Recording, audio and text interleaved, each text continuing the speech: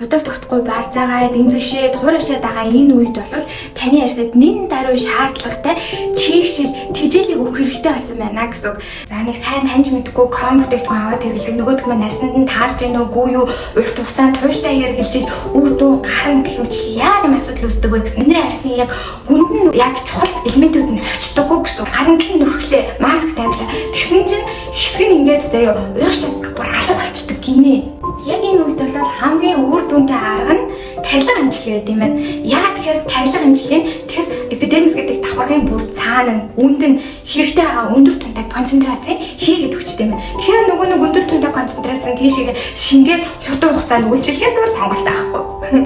Ихсийн тарилга, заасан тарилга, галерейны өвчлөлтэй тарилга болон пинк тарилгуудаас та өөрийнхөө сонголтондоо тааруулаад хийх боломжтойгоос гадна хамгийн сүүлийн үеийн технологиор хийгдсэн яг одоо Солонгос бүр супер тренд болж байгаа тарилга нь Rejuven Tone Up Booster гэдэг тарилга байт юм байна. Энэхүү тарилгыг бол та сандар мэдээлэл дээр ирээд хийх боломжтой.